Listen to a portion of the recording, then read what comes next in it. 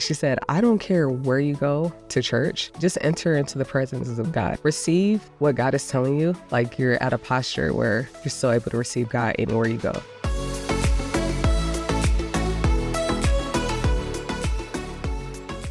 Welcome to the Created to Be podcast. We have a little bit of a different show today as the guys are out.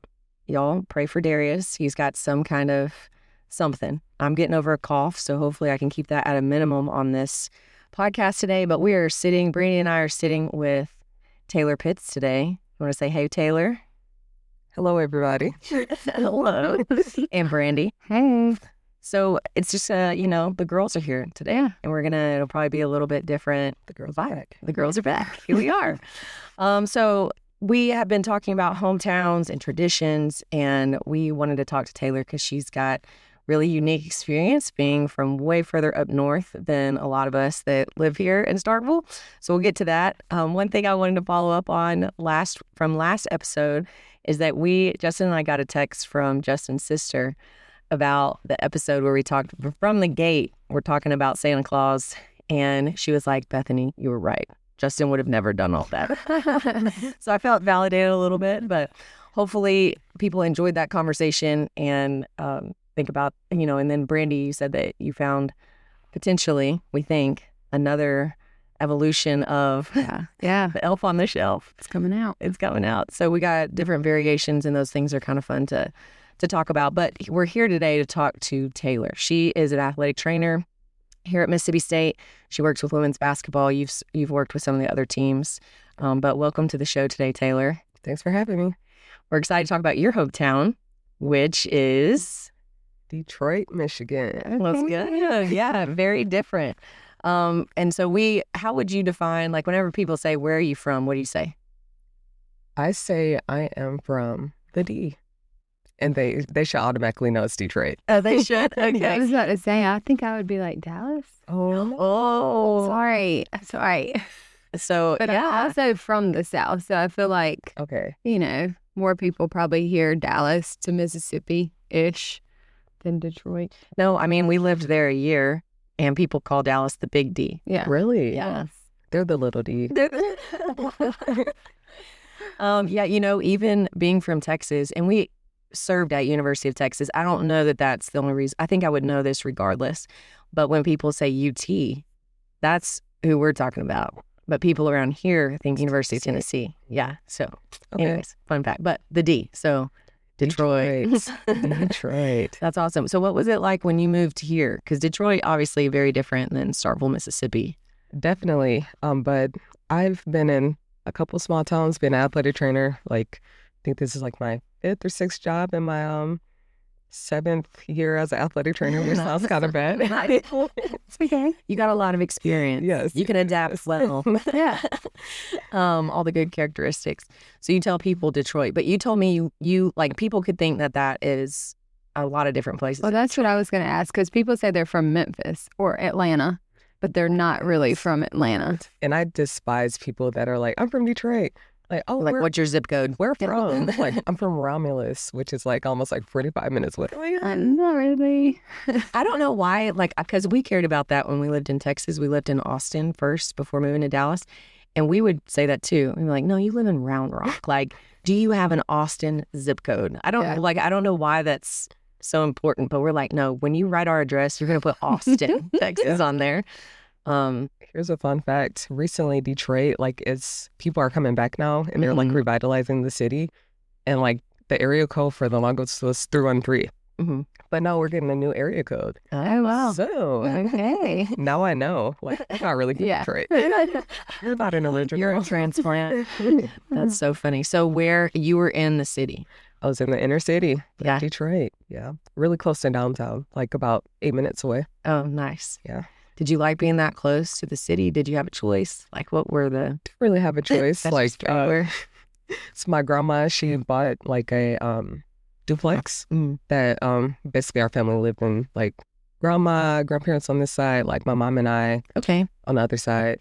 So yeah, didn't really have a choice. Is that where you lived like my whole life? Okay. Yeah. So what was school like? Like was it like just down the road you could walk? Like where did you have to... Elementary school.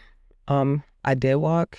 or like my mom drove me before like she went to work. But like DPS started going downhill once the older I got.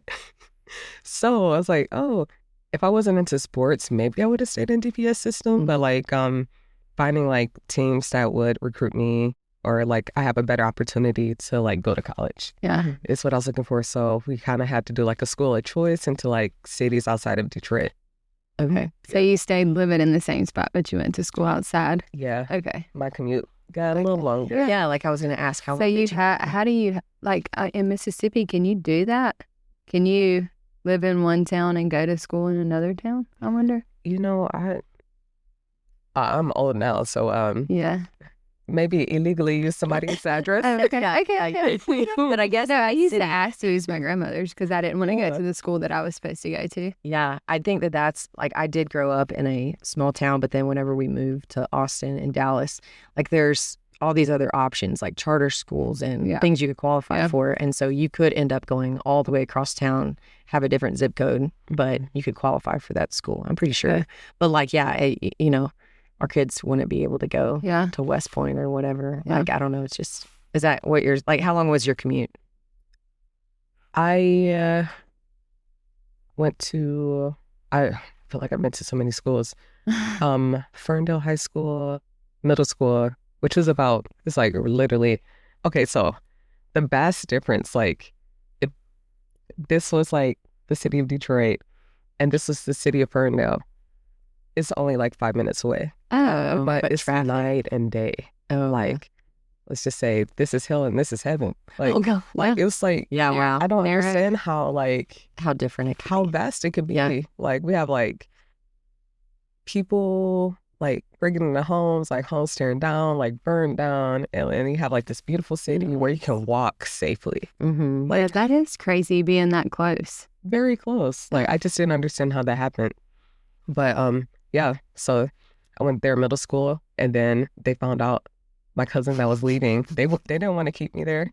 It's just like I have like all A's, and I'm like the front Make yard. good grades. Come Yeah. on. They did not care. Mm-hmm. So I had to go like maybe 30 minutes away to like South Lake High School, which is in St. Clair Shores. But we did it. And Are you glad? yeah. Yeah. Yeah. I feel like if I would have stayed in Detroit public school, I don't know if I necessarily would have had a great experience in college. Yeah. Like, I feel like the other schools, like my upbringing, like I feel like elementary school is like just so fundamental. Sure. Right. I had a teacher, either she was always sick or she got pregnant. And so I have a substitute teacher, like I think my 5th grade year. That's like important time learning Like math. the whole I suck year. at math because of that lady.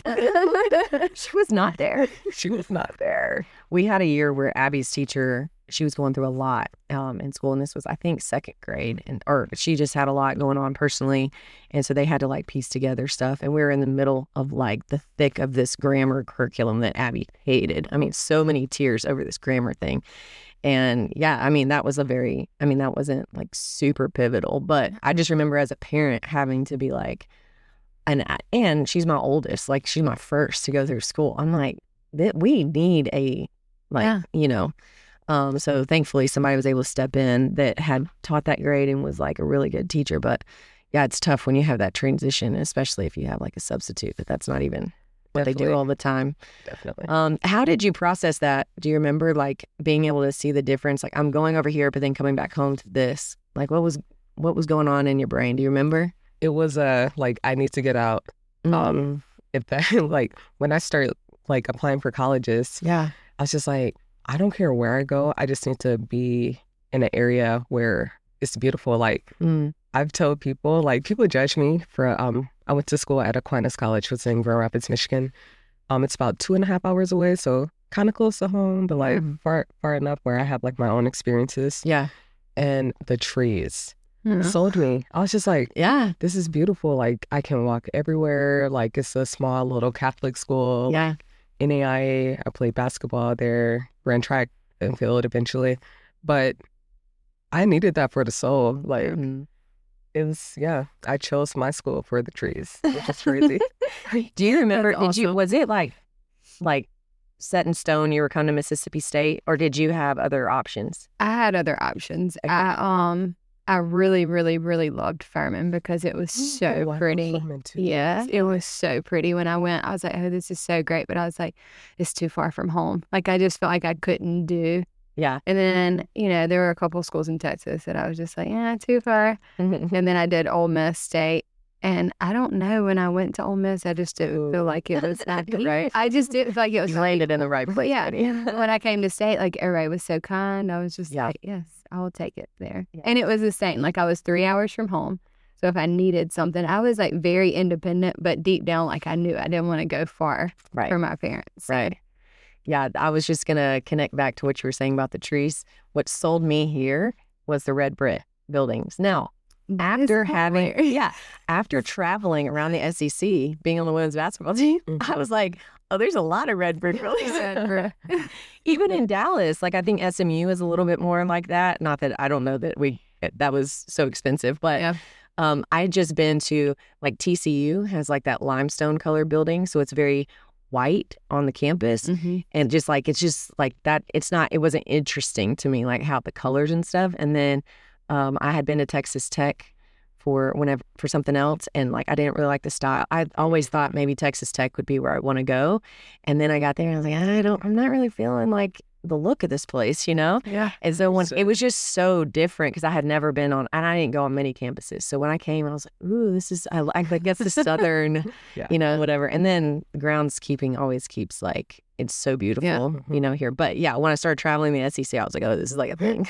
Well, and people, like, I don't know if it still happens, but when we came, people, if you walk by, they smiled. They said, hey, how are you? Like, it was very, like, welcoming. Same. Yeah. So.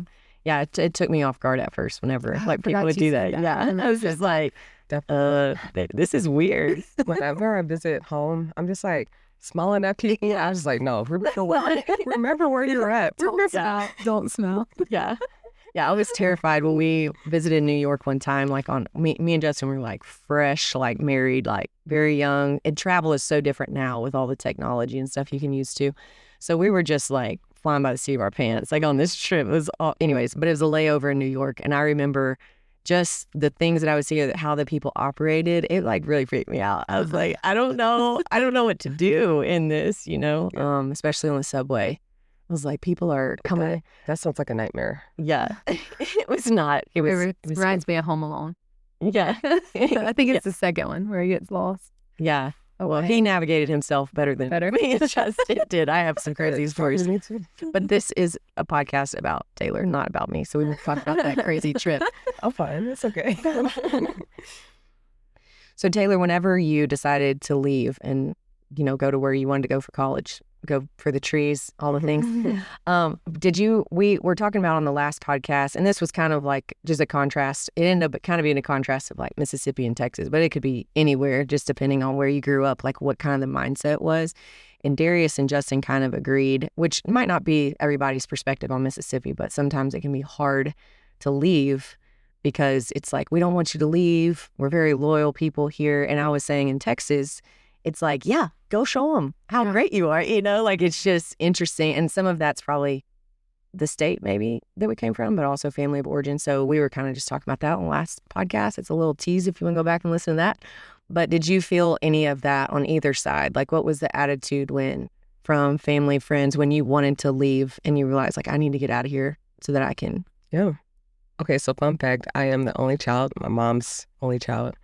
And I was her shadow growing up. And she once told me before, like, when you get older, I'm a little nervous. Like, I think I have to, like, force you to go away.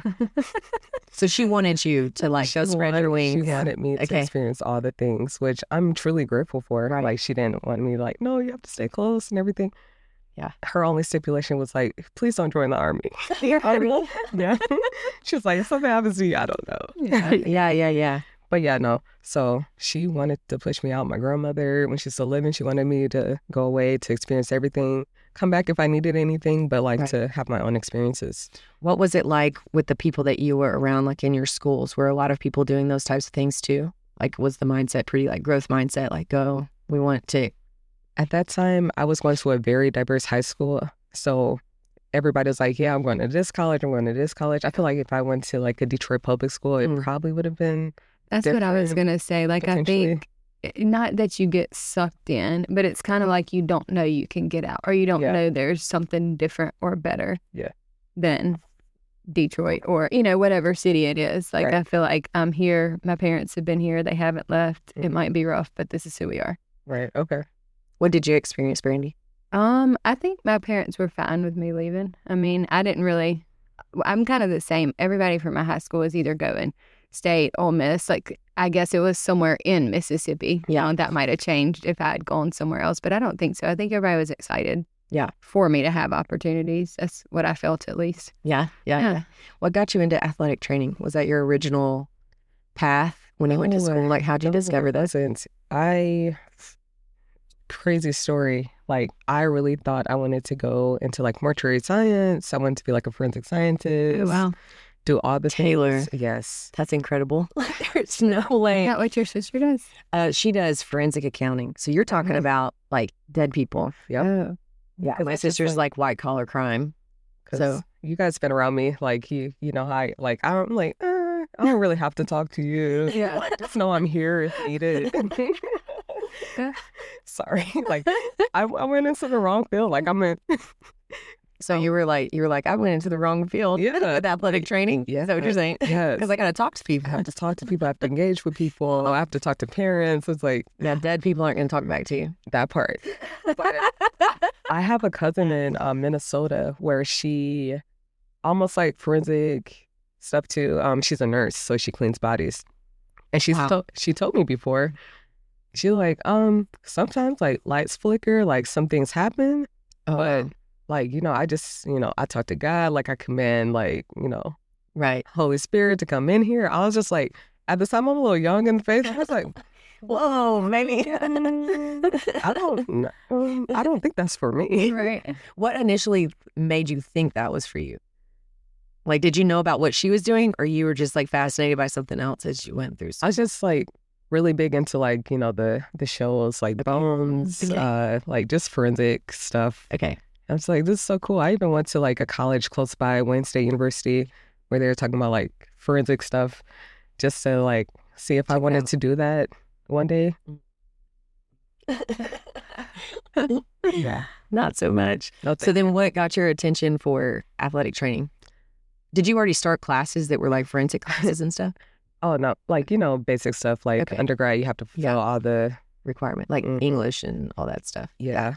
Botany got to me and I was just like, I don't know if I can do plants. If I can't do plants and like remember all the cycles of this, like how am I going to, but yeah. Yeah. So, did that. But I was also a college athlete too. And I was injured, shin splints. And I was like, I'm the worst athlete. Like, yeah. So injured, kept competing, didn't go in for treatment at all. Like I was that person. Yeah. But, I'm still going to try my hardest. And it's like insanity, honestly. Like, why am I not getting better? Why am I not meeting my goal when like my body's breaking down and it's hurting? Like, I'm pretty sure I competed with like stress reactions before. I'm just sorry. I'm kind of like laughing over here because through the few years I've known Taylor, like the amount of times she's like, they just won't come in, like at least you can relate. At least you can relate. So then you decided like, how did you decide like, okay, this is what I want to do? I was like, okay, so after that one class, I talked to my advisor. I was like, hey, I got to get out of this. Like, if not, I'm going to fail out of college and I don't want to go back home. Right. So I was really good at hands-on stuff. I didn't want a traditional job and I got what I asked for. Right. That's right. Be careful. Be careful what you ask for. Be careful what you ask for because it's a 24/7 nonstop on-call job. What is the path for an athletic trainer? Do you have to go and do extra school or it's like built into your undergrad? Like what is that? At the time, it was undergrad. Okay. But a couple years ago, maybe 3 or 4 years ago, like right after I graduated, I graduated 7 years ago. So about 7 years ago, they turned it into a master's program. Okay. Wow. So you have to complete that in order to go do that somewhere else. Okay. But you didn't have to go back and do anything. No. Because you already had a grandfather in. That's right. That's good. So this is kind of like a tidbit for people that are in that position in college that might be listening to this. Like, were you scared to choose like a different career path? Or like, I just hear students, you probably have to, but all of us have, that are like wrestling with like, I don't know what I want to do with my life. Like, do you remember? You're a lot closer to that. Me and Brandi are a little further. I can like pull some from the vault of what I felt like. But, you know, were you pretty confident of like, yeah, I'll just try this? Or were you kind of scared of like, how will this pan out? Is this what I want to commit my time to? What I want to do with my life? Like any of those things? The way the one class scared me, like the botany class? Yes. Okay. Like that was the lowest grade I've ever received, like in my life. I was just like, if this is like this, I'm willing to try anything else. Okay. And I was like, I'm good with like anatomy, like human stuff, like had like AP classes in high school. I was like, okay, let's try it. Like it was either exercise science or athletic training. I was like, what am I going to do with the exercise science degree? I wish I would have talked to somebody in the exercise science field because it would have probably been... You would have been stuck with some more science classes though. But it wouldn't have been plants. But I would have been okay with that, especially if I'm just like, I have to suffer through trying to become a doctor with like 8 more years of schooling. Yeah. That's insane. You would have wanted to do that or no? I mean, I would have been open to the opportunity. Okay. I got kicked out of the training room one time. Tell us, Brandi. Please. Because we were in the hump in the bottom, and she said something about having to go to school for 7 or 8 years. Now, keep in mind, I spent a lot of time in the training room also for knee surgery, so I was always in and out. I was probably a pain in her behind. 4 knees? Yes, 4 knee surgeries total. And so I was like, that is so stupid. Why would anybody go to school for that long? Well, she took offense. Like you said that out loud. That was not. But I wasn't meaning it. It was offensive, but I wasn't meaning it like that. I was just like, I would never be able to go to school that long. But my tone and how I said it, she was like, get out. I was like, okay. So I left the training room, had to go talk to my coach. He was like, just be respectful. I'm like, yes, sir. Yes, sir. Okay. Yeah. So I was like, well, I feel like I know who this person is. Maybe. It was a long time ago, though. So. No, she was here a lot. Yeah, she was here a long time. Maybe I know too. Okay, so I feel like as you talk, Taylor, and as I talk, like it feels like you were just able. Now, correct me if I'm wrong, but like able to just make decisions. Like, okay, there's a certain level of confidence of that decision doesn't scare me. I'm just gonna do that. And I know we've talked about in basketball practice before, just offhand, just talking like, how do you teach, and even with athletics, like how come some athletes are just nothing really phases them, like they have this, I'm just going to figure it out and I'm just going to do it. And then for others, like they can get in their head, or they can just, it cripples them, you know? So I was going to ask you, Brandi, like how, I feel like you have very confident kids. Like how do they do that? How do they just pick up on, this doesn't scare me, I'm just going to do it? Well, I don't know if it's genetics or both, but Brett and I are like very laid back to begin with, but also like I can't speak for Brett, but I don't think he really ever got in his head. I kind of was like that. I just did whatever, like kind of had that whatever it takes mentality. Yeah. I changed majors also. I was just like, I don't want to do this no more. Let's try something. I'm like very in the moment. I don't really think far ahead. Gotcha. And so like sometimes that comes back to bite you in the tail. But elf on the shelf. Yeah, absolutely. But I feel like I don't know if it's just like the pressures, because I was even talking to Brett about coaching. Like I feel like a lot of their pressures they place on themselves. Right. And I know that sounds stupid. The community does place some pressures, but I'm like, I think we place a lot of pressure on ourselves, that it's like made up pressure almost. And so like I never really felt that. Yes, I wanted to play better when I was injured, but it was like I'm doing the best I can. Yeah. Like even when my coach was yelling and cussing at me, like, what are you doing? I'm like, I don't know. I'm trying. Like that was my response. Like, I don't know either. Like, yeah. And so like I feel like hopefully that kind of has bled into our kids, because we try not to put pressure. As long as I see that they're hustling, like our 2 things are hustle and be coachable. Like you run on the field, you run off the field. I don't care if it's practice, court, whatever it is. And if you go watch my son play basketball, he looks like he's on the football field. Not as far as tackling, but he dives into this. He'll dive like into the stands and to try to bat a ball back. And like his coach says, like if I had 4 other kids doing that on the court, he's like, you might not can shoot, right? But you can steal the ball. The possession. Yes. You can develop that though. Yes. Yeah. And that's what he said. But also like you don't need 5 people who can shoot lights out in junior high. I mean, I'm sure as you get older, you do need all five being able to shoot lights out. But he gets a lot of steals because he's going to hustle. I love watching players like that bring energy to the court. A lot of times with the game of basketball, a lot of times that does translate into someone that can get to the basket and score. But also, like, I know that I've been in games at the Hump where there's been defensive possessions, men or women's, that it's like you can just tell the level that people are playing with an intensity, and the whole place goes crazy. Sometimes more so over that than some kind of crazy offensive play. For sure. So I don't know. I like that kind of stuff. Absolutely. It just brings a lot of energy. It just shifts the momentum. Yeah.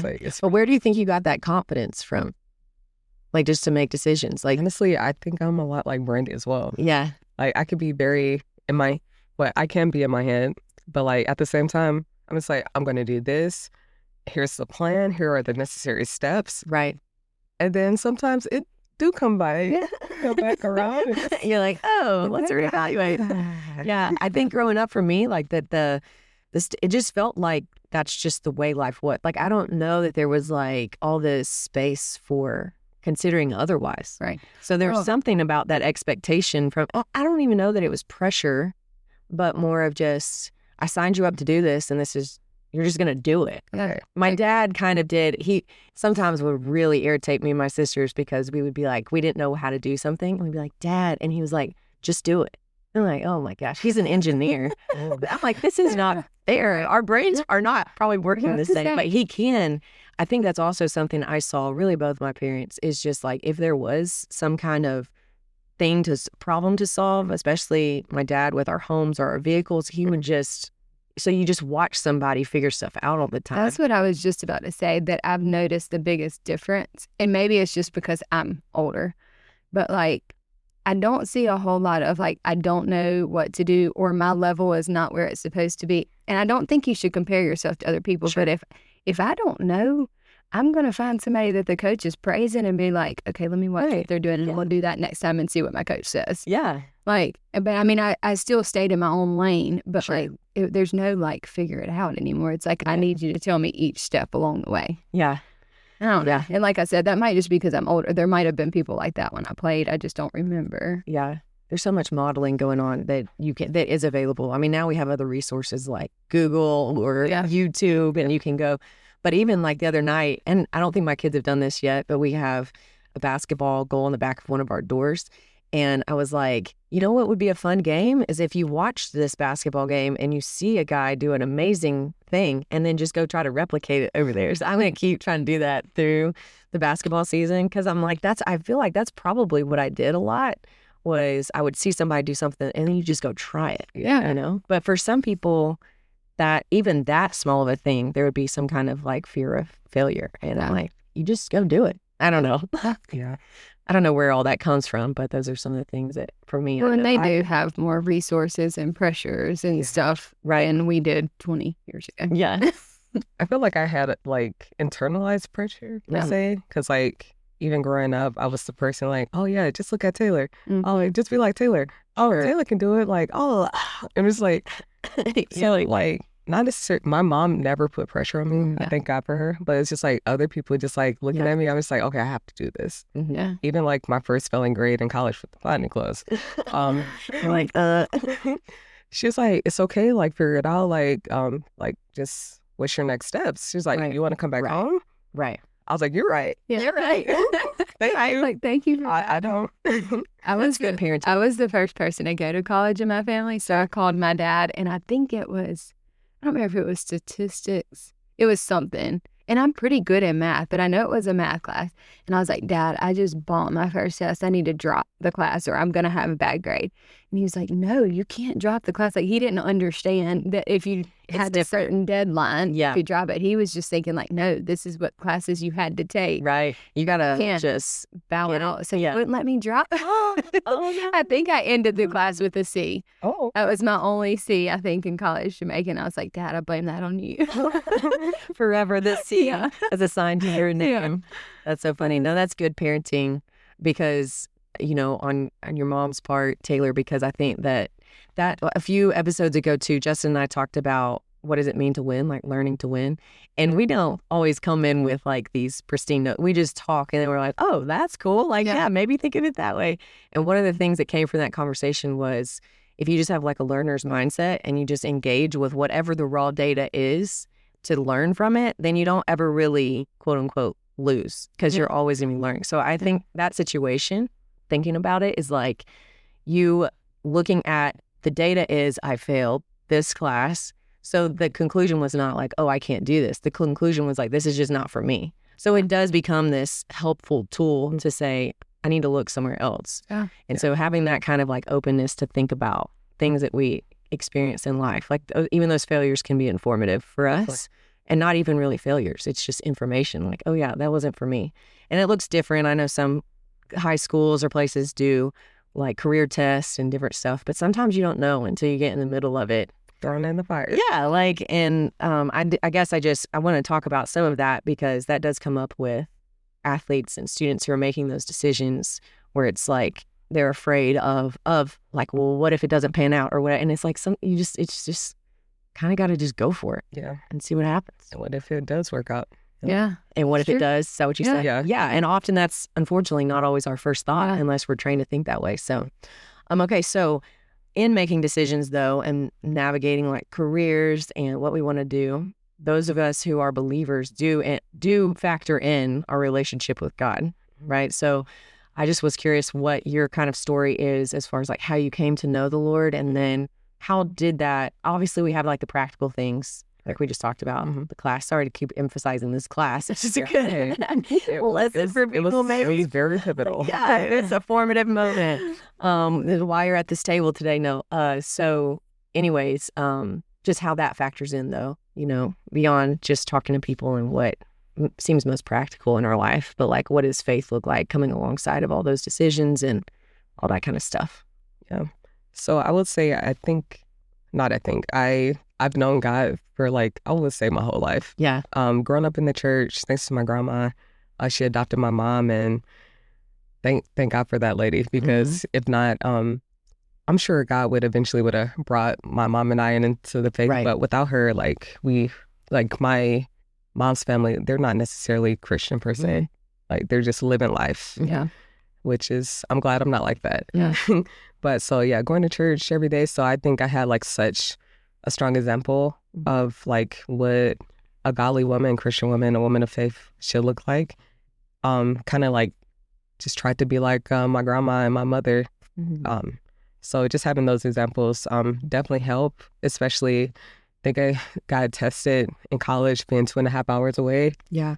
And being the only child, like I did call home like maybe months later. It's like, Mom, I just felt all alone. Like it's hard to make after like friends in college. Yeah.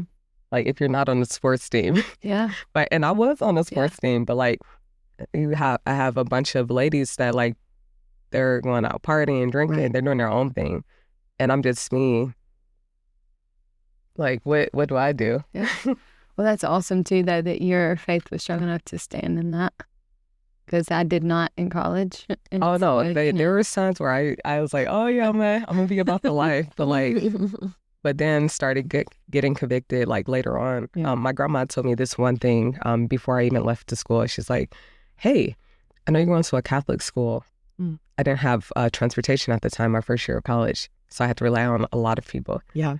She said, I don't care where you go, like to church, as long as you like just enter into the presence of God. Like it could be a Catholic church. Receive like what God is telling you. Like you can like discern like what's for you is for you, but like just make sure like you're at a posture where you're still able to receive God anywhere you go. I thought that was like so powerful. And I was just like, I didn't get it until I was like almost a junior or senior. Like, why? Grandma, so wise. Yeah, it's like I could have been anywhere. Like I'm not Catholic per se, but like I'll take what I need, and like I can discern, I can read the Bible, I could like disciple friends. Right. Yeah, like, for sure. But I didn't learn that until much later, unfortunately. That's still pretty young to learn that. Yeah. Did you grow up, like what kind of church did y'all grow up going to? Baptist. Okay. But honestly, like being down here in the South, it felt like Southern Baptist. have like all the traditions. Yeah. Like, you have to sing a song, you have to sing a hymn, got to say a prayer, devotion, deacons, like All the things. it's very, I feel like it's kind of very scripted. Did it? Yeah, I can feel that for sure. Did it? Was it a big jump to go? Like, was it a question to go to Catholic school? Like, I feel like or was it just kind of like it doesn't matter? You know, didn't matter. Okay. I was just there for the trees and to get it. There for the trees. Also, I was a first generation, so I didn't necessarily, I was just open to anything. Yeah. Okay. Honestly. Yeah. I don't know, Brandi, if you've had a moment like this, but I remember, I think it was when we were serving with FCA at Mississippi College. But I did have, I mean, we all go through stages in our walk with the Lord. And for whatever reason, that stage was definitely feeling like a critical spirit towards certain things that I would see. Other people, how they practice their faith or their walk with the Lord. And I don't know that I showed it so much on the outside, but on the inside, like I would get very irritated at where we were going to church because I would be like, oh, you should be doing this or blah, blah, blah. Like I knew, good gracious, 26. Like, what do I know about life? Anyways, but I just remember when we moved to Austin, Austin was such a formative time because we saw people and like not just at the school at UT, it being so diverse, but the city. And you just start encountering all these different people. And then you have all kinds of different churches that something similar to what your grandma, that's why I was like, it's still pretty good. At junior or senior year of college, kind of like getting that. I just realized like, I think I just need to be open wherever I go. Like the Lord is everywhere. So it doesn't mean that I have to agree fully in order to be with these people. And I also don't have to be critical. Like I don't know their stories, you know, and there were definitely convictions maybe I had that other people might not, and that's okay. But it definitely relieved a lot of like it was a way better way to live is what I'm trying to say. Yeah. Than getting in that like, this is the way it's got to look or got to be. So anyway, because we actually did have, I don't know if you had this experience in Detroit, but I don't even know where it came from. But there was this like some kind of elusive division that in my head was supposed to be between Protestant and Catholic. And so we had some amazing Catholic missionaries that would serve with a different ministry, but came over and helped us with FCA. And were so supportive. And they were some of the best ministry partners we've ever had. And so it is kind of interesting when you have these like barriers or things that you don't even know where they come from. And then you're like, but this person's so different than what I've told I'm supposed to think, you know? Yeah. And so I think that if I had still been in that mindset of this is the right way, this is the wrong way, whatever those things are, they're pretty arbitrary. But I think I would have totally missed out on some really awesome relationships we had with them. So I was glad that the Lord really like came after that in my heart and my mind because they were amazing people.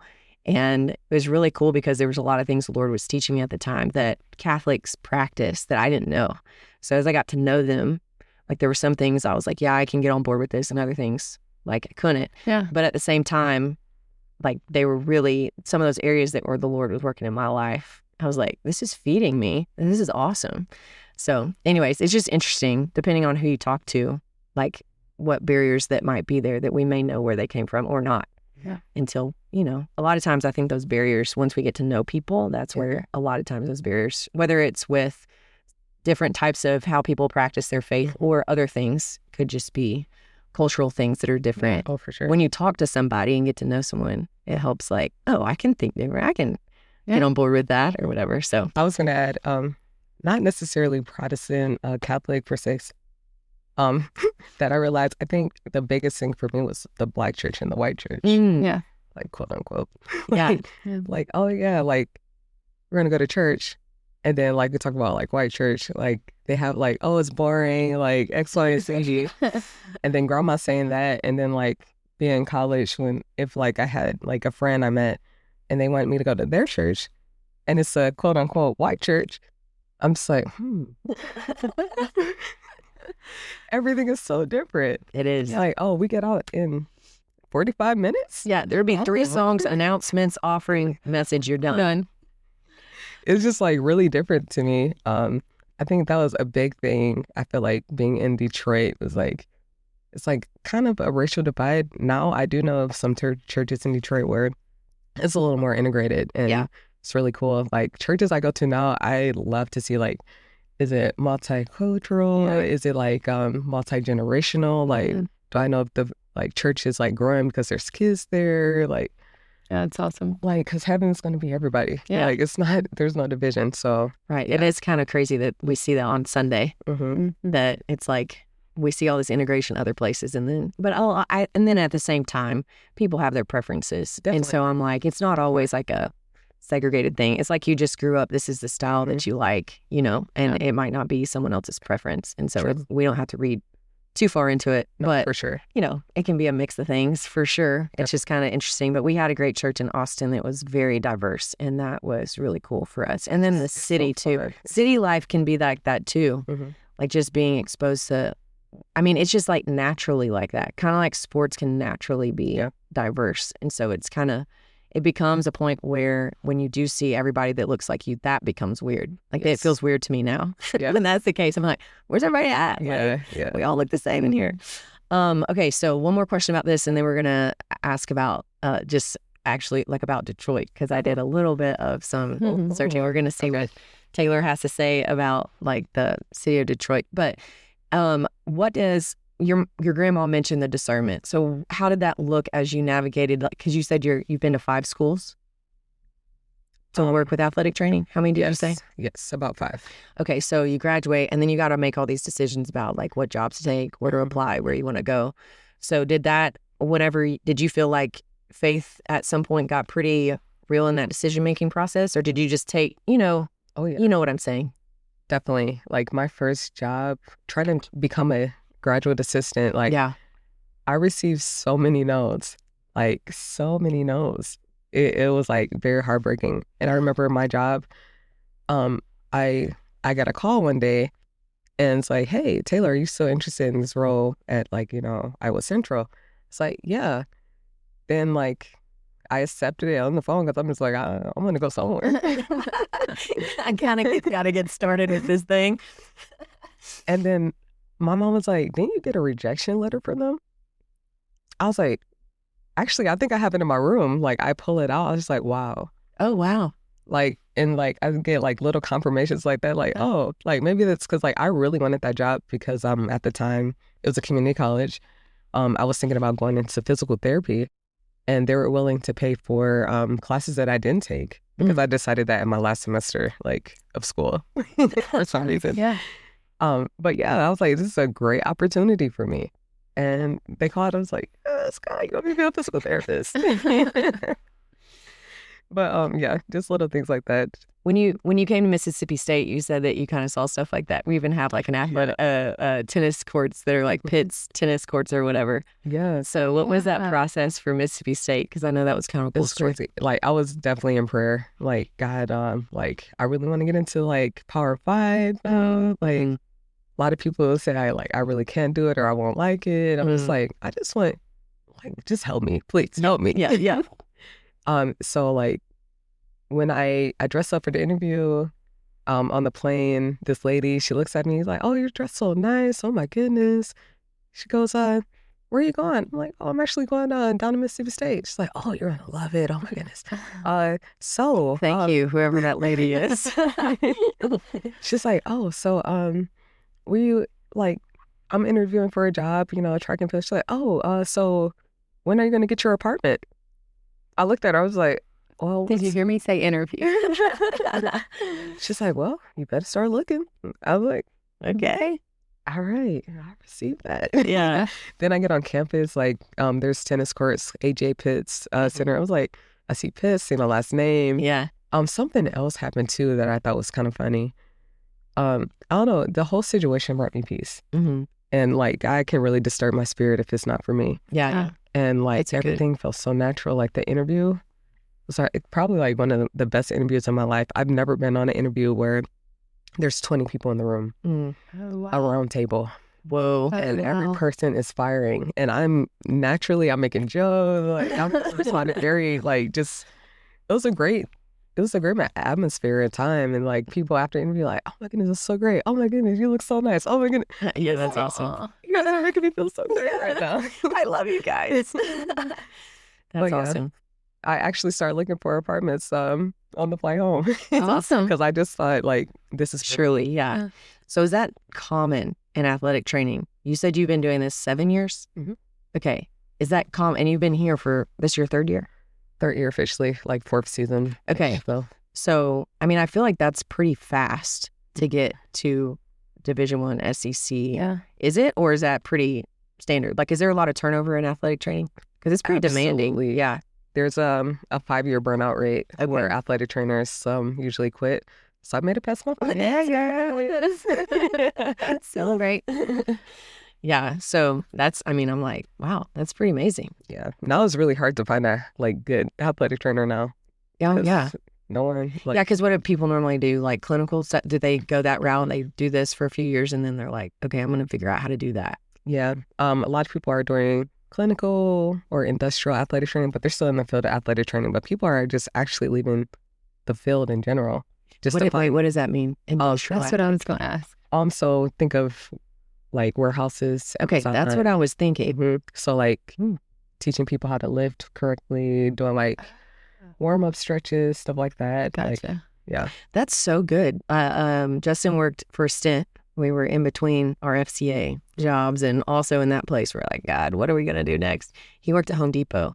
And the thing that we noticed about people in that place, and I don't know if Home Depot has, what you're talking about, but we were like, their bodies, like this is really intense. Oh, yeah. And they don't necessarily get paid appropriate to be able to take care of their body. So it was just like a baffling thing to us to be in a different environment and work culture that we were like, this is nuts. How do people do this? And because people stay at Home Depot forever, forever. And they actually they like their job, but it's a lot of manual labor that wears them out. Okay, I had one more athletic training question. Do you have like a favorite story that you could tell on the pod about, I don't know, maybe an athlete, like helping an athlete get better, or just something that's funny, that's memorable? I know, didn't you, the team, one of the schools you were at, didn't they win like a championship? Oh yeah, I actually have like 2 rings. I'm so kidding. Taylor wore those at the interview. She's like, well, what's her hand on the table? School. Yeah, so I think my favorite place I was at was Oakland University working softball. And I didn't know anything about softball at that time. Yeah. Where again did you say? Oakland University, which is in Rochester Hills, Michigan. Okay. Mm-hmm. So fun. The girls were great. It kind of made me fall in love with athletic training again because it was like no pressure. Like we're just outside, just sunshine, fresh air. And then they're making jokes and stuff. I don't know. It was just like very light from where I came from. Yeah. And it was good for the soul. And then we so happened to win like a championship in our conference. And I was like, that's icing on the cake. Awesome. Yeah. Yeah. Brandi, do you like softball culture? I do. I'm like forcing you to say yes, right? Because you're on the podcast. Yes, I do. Yes, I do. I love it. No, I really do. It is different. I mean, even here, and I don't know if it's like, I just assumed it was Coach Ricketts. Yeah. And like the culture she created, because it's like very family oriented. Like everybody feels like family. But it's the same way. Like she will get their tail, all of them will, or make them, run some. But there's an expectation, but also there's fun in it still. Yeah. Like I will sit on the field, and as they come by, they can talk to me. And other sports, I just don't think that happens much. Like it's very like high intensity from beginning to end. And the intensity is still there. It is just like a joy or a fun with it. Yeah. And they're always constantly talking and moving. And so I remember sitting at a practice at softball like a couple years ago with Justin, just like it was a really beautiful day outside and we just went and sat and watched. And they had music playing, and I looked at Justin and I was like, I think I missed it. Like I think like this vibe could have been for me. And once you get past January, February. Right. Yeah, I know. Those outdoor sports, man. I'm like, but my mom was not a fan of softball. So I played one season. So funny. She was like, y'all don't like go to state or anything, right? When this team like was down a few players and they were like, please, can Bethany play? I never played, but I had played other sports with them. And they're like, she'll figure it out, Yeah. And so she's like, they don't go to state or nothing. They're like, no, we had this many games, blah, blah. No, we made it to state. So we had this extra trip we had to take. My mom was like, you got to be kidding me. So that was the only season of softball. I don't even know if my sisters played. That I might have been the only one allowed because they literally begged my mom. And then we found some neat issues that I had that we didn't know about through softball. So maybe that was good. But okay, a few things about Detroit. So this is, I feel like most people should know that it's the Motor City. It is the Motor City. So can you name the 3 big, like, manufacturers there? Okay, so I'm only gonna name the one thing GM because I'm a GM person. You're commercial. Yeah. And then we also have Ford. And then the other one we don't care about, Chrysler. Okay, Chrysler. Yeah, I was about to say, I was like, I just watched this and I was like, I remember Ford. Something that's strange, unless I misunderstood the video, was that there's this Ford museum. And in the Ford museum, they have the chair that Abraham Lincoln was assassinated in and the vehicle that JFK was assassinated in. Like, I was like, what does that have to do I could with kind of Ford? see the vehicle, but the chair. I know. I was like, that was just a snippet in the video. I was like, I need to come back to this. Have you been there before? Yeah, was it the Henry Ford Museum? Yeah. Yeah. Are those things there? Am I right? Okay. I do remember this. Yeah. Wait, whose chair was it? Abraham Lincoln. Like, I don't know how they would just snag the chair. Like, like we have it. Yeah. Actually. But I was like, what is that?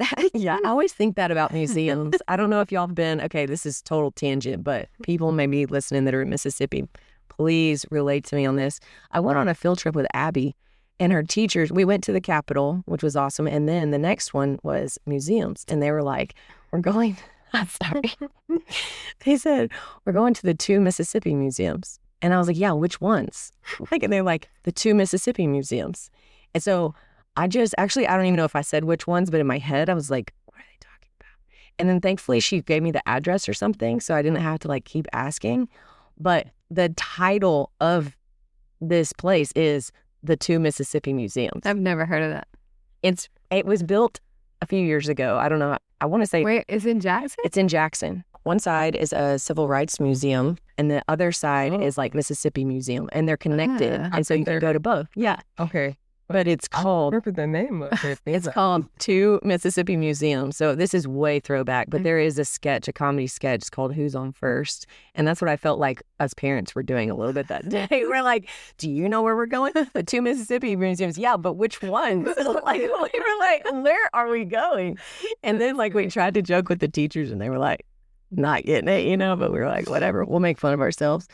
But yeah, I was like that was really interesting to me that they had those things at that museum. I was like, what does that have to do with Ford cars? I don't know. I'm going to have to go on a rabbit trail. Google's going to help me with that one.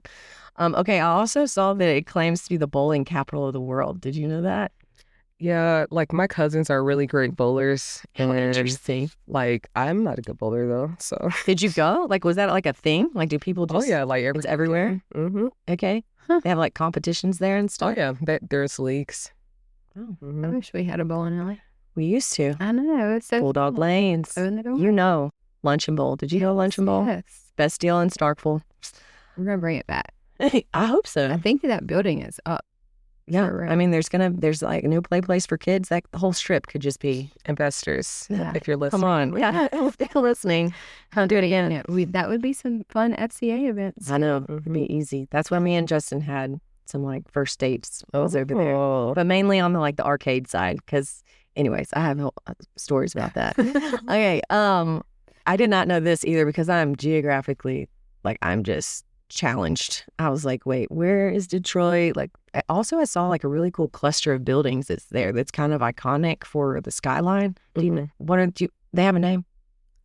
It's like the gym building. Okay. And then it's like little smaller buildings. But yeah, the main one, like the giant tower, that's like the gym building. Yeah, they were were supposed to tear that down, but I don't know if they actually are. Like if you look it up, there's one building and then 4 buildings around it. And the guy was saying, he was like, if you didn't have this building here, this would just look like a normal skyline. But it's kind of like that. It's cool. There was another kind of iconic thing I wanted to ask you about that it's like a symbol that they use on a lot of stuff.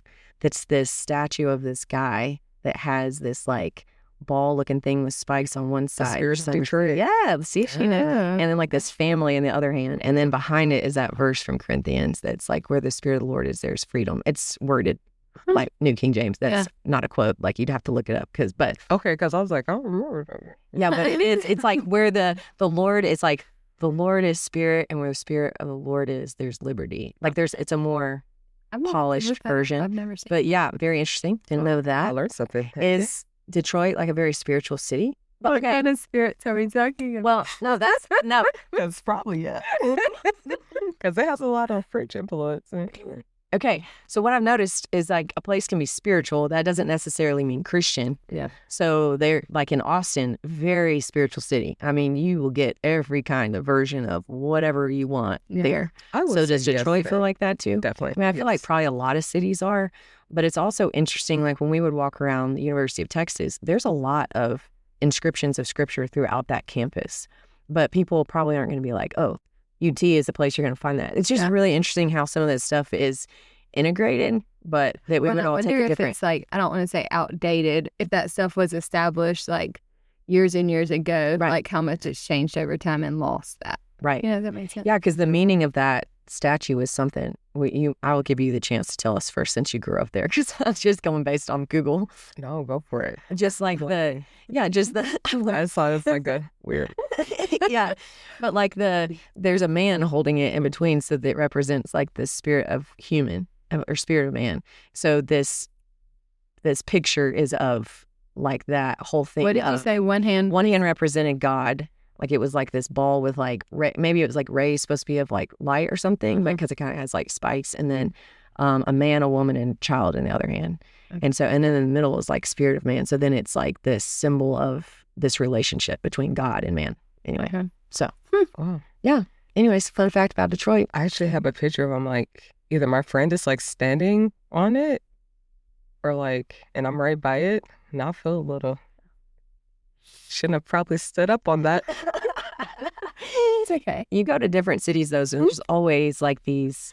I mean, I don't know why the bean came to mind. That's like different, but in Chicago, like there's just these things that people. We have like weird things in downtown Detroit too. Like we have like I think it's Joe Louis. Like his fist is like downtown, and there's like this giant arc downtown as well. Like why is that there? I know, so interesting. The artwork. There's a couple more things. Yeah. And people like go take pictures with it and stuff. Yeah. Okay, this is what I did not know. Getting back to the geography question. Sorry, I got totally off here. But that if you look south, you'll see Canada. Mm-hmm. And wait, what? Yeah. Yeah. You can explain this. So I didn't know this. You'll have to look it up later, Brandi, because it's very interesting. There's water separating us. And actually, a lot of people in Detroit, like if you don't have your passport or like your license on you, you could be screwed, because if you like miss one exit, like you can't exit to go like to turn around and go back. Like you're going to Canada. You're going to Canada. Oh my goodness. I did not know that. I didn't realize it was that close either. Mm-hmm. Like literally just there's go an across underwater bridge, or like there's a overpass. So have you been there? Like, did you go? Thankfully, I mean, when I was younger, but like not recently. Yeah. Mm-hmm. I just think that's crazy. Yeah, like you can just look across the water and we have like I think it's an enhanced license, or like you can like go to like Canada without having a passport. Like you just have like something on your license. Yeah, I was wondering, is there like a checkpoint or something? Or you just scan something and keep going? Like how does the border work? Yeah, there's border patrol. Okay. So is that like, I'm sorry, I have all these practical questions. Is it like backed up? Like I'm like, I feel like that would be a headache. How many people are going from Detroit? I mean, the bridge seems like pretty packed a lot of times. Yes. All right, so then I saw this, that apparently it's the first city with individual phone numbers, the first news broadcast, and the first state fair. Did you know that? I did not know that. Yeah. So It's a fun city. I know. Mm-hmm. The starters of a lot of things. Also, 70% of illegal alcohol during Prohibition entered through Detroit. I read of that too. Yeah. Yeah. Probably had that in history every year. Yeah. Did y'all, actually, that's a question. In Texas, we had to do 7th grade Texas history. Did you have to do that? Did we talk about this the other day? Did. Like, did you have Michigan history at some point? Did not. No, didn't. We had Mississippi history. When did you have Mississippi history? Do you remember? I know I had it in high school because we went on trips. And I don't know if I had it at a younger elementary age too. But for sure, 1 year in high school. Yeah. Never had Michigan history. It would have been cool because, like, I know French settlers, that's like the name Detroit, Okay. is like the name of it. And like a lot of streets are like French names. Yeah. Okay. Yeah. I mean, it was really cool to me because it was things that I had seen or been around. Yeah. History wise, because history was not my thing. As I've gotten older, I like history. But then I was like, this is so dumb. Yeah. Like, yeah. Why do I care what happened 50 years ago? Right. But when it was things in my area or we could take field trips and see, I was like, oh, this is really cool. Which, speaking of history, if you go to the 2 Mississippi museums, just have your mind and heart prepared. It was rough. I mean, just Mississippi in general. I went to like the one side, not the Mississippi side. Like, oh, you went to Civil War? Oh, yeah. Yeah, it was. I mean, I had to step to the side. I was like, if I was by myself and not with my daughter's class, I would be sobbing right now. I mean, it was rough. And I was like, I think that anyways, it was good for the kids for sure, like to see some of that stuff. But there's some stuff Abby was like, I can't. And I was like, yeah, don't worry about it. Like, just keep walking, go to another, you know, certain things that I'm not trying to shield her from, but like, just, it's not appropriate yet. Because it's so intense. And so she can handle it a little later. Yeah. She got a good understanding. It was cool. They had one section of the museum does have, if you walk in the hump, there's a part on the wall that talks about the game where I guess Mississippi State could have decided not to play. Was it Loyola? Loyola. But they did. And so that was like a big moment in basketball because Loyola was an all-black school. I believe so. Yeah. And so I think that was a first NCAA game. Do you know? I might be misquoting this. Yeah. But anyways, it was a big moment in basketball. So they did have a section in the museum like that. And so to see actually that little picture of that moment in context to the bigger picture, I got emotional about that. Yeah. Being at Mississippi State. And I'm sure that there's been plenty of decisions that weren't great. But at least to be like proud for a moment of like, look at what Mississippi State did this one time. In the greater context. But anyways, very informative, but very hard museum to visit. Okay. And then last thing, Coney Dog Capital. So tell us about some Coney dogs. Yeah. I love hot dogs, corn dogs. I don't think I've ever gotten like one from like a place where it's like the thing though. It's the thing. So like, how do they make them? What do they do? Wait, is it really like you see on TV where there's like trucks and stuff you walk up to and get them? I think they have some downtown Detroit. I always wanted to go to There's one in Starful. Shayla can tell you about it. What? Yeah. Okay. Okay. Little asterisk there. Come back to that because she knows a place. Okay. Shameless plug. There is a place in Jackson. If anyone is ever visiting, I've been. It's like I think it's Taste of Detroit. It's the name of it in Jackson, and they actually sell Motor City soul food and stuff like that. So is it good? Cool. Like it's is it like back home? Okay. Yep. So they had Coney dogs. So a Coney dog, regular hot dog or whatever. Chili, mustard, onions. Okay. And that's like what it's supposed to be. And then you also have chili cheese fries, which is also should be a thing too. I love chili cheese fries. But we haven't had them from Detroit. I haven't. And I probably would really love them. You would. We had even this place more. called the Hot Dog Man. And when I had driver's ed, my teacher would let us go. And I took my $1.50. Hey, I got myself a hot dog with chili and cheese. It was the highlight of That was a good driver's ed teacher. So fun. He was my soccer coach. That's a lot of nice soccer coach. I know. That was 22 years ago. 22. Did he get a hot dog too? Was that the reason y'all went? It's because he's like, I'll let you go by there. He probably talked somebody into buying his hot dog. Right. Since I'm such a great teacher, this is your tax. I take that back. It was not my soccer coach. It was our football coach. Oh, but nice. Still, coach nonetheless. Coaches, yeah, for sure. Yeah. Are there different types of Coney dogs, or is that like the staple? Like that's it? That's the staple. But then you can also get a loose dog, which is like without the hot dog. Just bread and the chili. It's the chili. Yeah, you could dress it up a little bit. I'm sorry, that word to me, like loose, like that even sounds to me right now. I'm struggling with that. Loose. Oh, can't handle that word. Oh my gosh. Man, there's a comedian that we follow loosely, and he has a joke about loosely. Yeah. Oh, I said it. See that? Put it in my head. Anyways, we follow. His name is Aaron Weber, but he tells a story about how he went to Seattle, and he went to this like hot dog spot, and this guy, he was like, what do you want, and he's like, he was just so baffled, he just like didn't know what to say, so he's like, do it. And so the guy puts together his hot dog, and he was like, it was the best hot dog of my life. And so ever since, he was like telling everybody about this hot dog when he'd travel anywhere. He's like, when you go to Seattle, you got to go to this place, just say do it, and then he made another trip, and he went back to the guy and was like, I don't know, remember like last time I was here, you just and he looks up, and it's literally called the Seattle dog. Like it's like what Detroit, you just know, like it's chili, mustard, and what'd you say? Onions. Like, this is what this hot dog was. It wasn't anything special. He thought the guy made it special for him because he couldn't put words together when he was trying to order. Like, he thought this guy custom made a hot dog for him. So he's like telling everybody, and it's like it's just called the Seattle dog. Yeah. Funny. Hot dog stories, man. Yeah, I think actually the hot dog, there is a truck in Starkville, but I think it's also like a place too that I'm remembering that because I think Justin went there. So did you ever eat at the Corn Dog 7? No, here? I had one in Vicksburg. Jackson, Hattiesburg. So good. And they would serve just corn dogs? Yeah, fries. Okay. It was so good. Bunch of ladies talking about corn dogs and fries. LSU.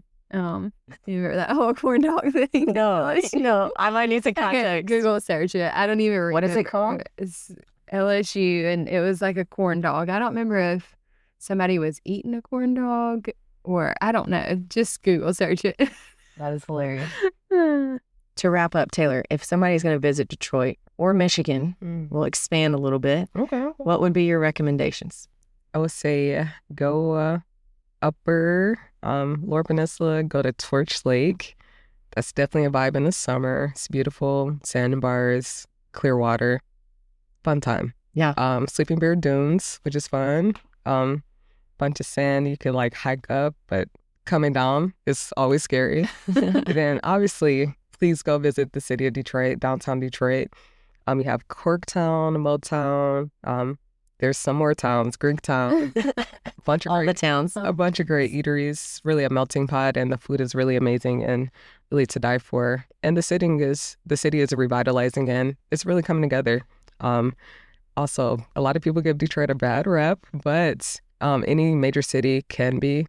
It's just about where you go. So if you go, just watch out for your surroundings, be aware, visit the skyline, walk around. It's amazing. Well, Taylor, thank you so much for being on the show.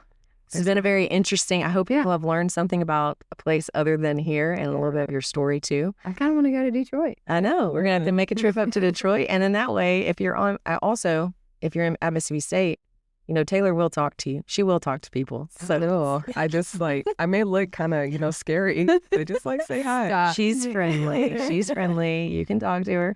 Well, thanks again for listening. We always appreciate that. And if you have any comments or anything that you want to chime in about traditions or hometowns or even Detroit or Michigan, feel free. We might can bring them up on the next podcast. But we always appreciate you listening. We hope you'll come back again and listen next time. Yes. Thanks for listening to the Created to Be podcast. To learn more about FCA at Mississippi State, visit www.msufca.org and follow us on Instagram at HailStateFCA_. If you would like to become a financial partner, visit www.fca.org/donate to sow into the work God is doing through FCA at Mississippi State.